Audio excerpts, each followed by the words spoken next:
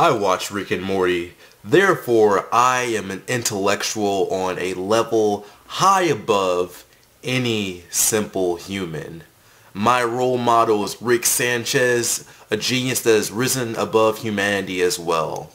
Once I began to model my life after him, I opened up my third eye and I could see everything. I wrote this video with my third eye wide open. So anything I say in this video is nothing but the truth. Hey guys, what's up? Sermo11 here, and Rick and Morty. I don't talk about this show that much. I did a review of the show last year, and I really enjoyed watching seasons 1 and 2. I think by watching those two seasons together, I really didn't see a difference in the quality of the show from season to season. Now, I don't know if it's the same for other viewers of the show. If they were to watch season 1, go on break for a little bit and then watch season 2 if they noticed anything different about the show. But for me personally, I didn't notice anything different from seasons 1 and 2. But for season 3, I watched it weekly and I noticed some issues within Rick and Morty season 3. Not a lot, but there were some issues in the show. And I like the show, don't get me wrong. I don't want people to suddenly assume something negative about Rick and Morty. I like the show, but I also have complaints about the show. In fact, calling it overrated in the title will probably cause the smart people of YouTube to prematurely judge this video based on the title alone. I am a fan of Rick and Morty, but season 3 had some problems, and I'm here to discuss those problems. Now, season 3 of Rick and Morty starts off pretty well with Rick escaping from prison and destroying the Citadel. While I hated that this episode was aired on April 1st and prevented me from watching anime on Toonami, it was still a good episode. Spamming this episode for hours was annoying to me, but hey, they did it. It's over, can't really fight them about it, so that's done. The show also has a Mad Max parody, and I don't really have any comments on that episode. Pickle Rick appeared to be a big moment within the show, as it was shown in trailers, it was shown at Comic-Con, it was just shown a lot. I think that was the big thing that really stood out in the season 3 trailer that a lot of people were looking forward to watching. And while the episode wasn't that bad, I felt like it was overhyped by the network and the fans. Pickle Rick was just an alright episode and not the amazing episode that it appeared to be like in the trailer. And you could say that I set my expectations too high, but I think a lot of people have done that for this show, which is something that I'll get into later in this video. Vindicator Street is actually one of my favorite episodes from season 3, and I have rewatched that episode so many times. I love having Rick and Morty just be part of a superhero team. The powers in the episode were very random. I really liked Alan Rail's power of summoning a ghost train. It's a stupid idea. I'm not going to sugarcoat it or anything. It's a really stupid idea, but it's a stupid idea that they make work, and it just works so well. And they did a fantastic job on the Vindicator Street. It's definitely one of the best episodes in season 3. The whirly-durly conspiracy is alright. I feel like they tried too hard to get Jerry for his faults. I originally liked the confrontation between Jerry and Rick, but as time went on, I realized that I really didn't like this confrontation. Jerry gets picked on by Beth, Rick, and even his own kids, and basically Rick thinks that Jerry is a predator. He behaves in a way that makes people feel sorry for him, such as Beth marrying him or Jerry somehow getting a job because he's unfortunate in some way.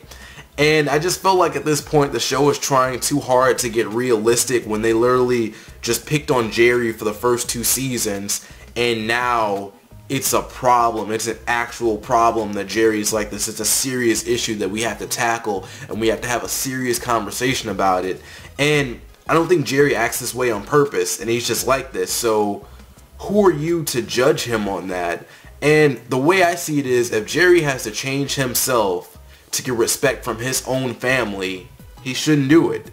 The show picks on Jerry when all of the other characters have issues too. It's implied that Rick is suicidal. Summer seeks the validation of her worth from boys.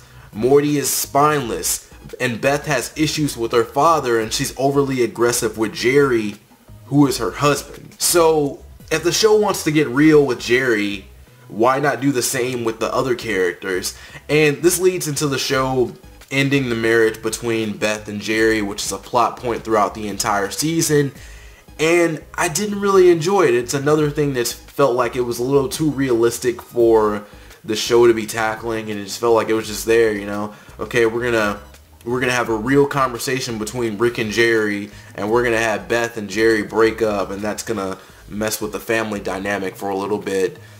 Jerry, he's out of the family for most of the season, and Rick is now the leader or the head of the family now. Jerry doesn't feel like as big of a character since he's stuck in his own apartment now, and the constant fighting between Beth and Jerry in seasons 1 and 2 got old, but separating the cast isn't really better. I think there should be a nice middle ground that they can find with this. At least bring Jerry back and try to make Jerry and Beth, their relationship, seem a little bit nicer. You know, just do that. I don't know what else they can do with this, because either way it's a little bit annoying. That's just how these characters were written, and I can't really fix that. Rest and Rick-laxation is an alright episode. I don't really have much to say about it. The Ricklantis Mixup is the best episode of Rick and Morty by leaps and bounds. It follows various Ricks and Mortys in the new society in the Citadel, and my favorite plot point from this episode was the cop Morty and the cop Rick. And I also like seeing evil Morty rise to power within this episode, but all of the characters in this episode were good, and the writers effectively told multiple good stories in a 22-minute episode. I just feel like I was there for more than 22 minutes. It was great. It was a fantastic episode. It's the best episode in the season. It's the best episode in the show. Morty's Mind Blowers was an episode like Interdimensional Cable. It was a fun episode with various plots. I liked it. The ABCs of Beth was the worst episode of the season and potentially the show. I can see why Beth is not usually a main character for the episodes, and the episode is about what happened to one of Beth's old friends that became trapped in a world that Rick created for Beth. And this was just a bad episode. Finally, the season finale of season 3, which was only the season finale because they couldn't finish all of the 14 episodes of season 3, the Richerian Morty date. This was another alright episode that contained a childish conflict between the president and Rick and Morty.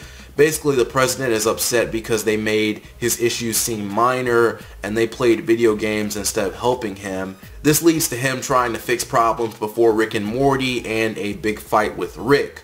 Also, Beth and Jerry get back together, and Beth may be a clone now.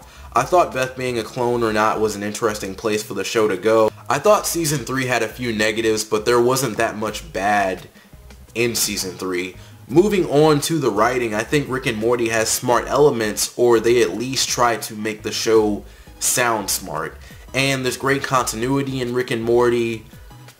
But Dan Harmon, he has an obsession with perfection, and I don't like that.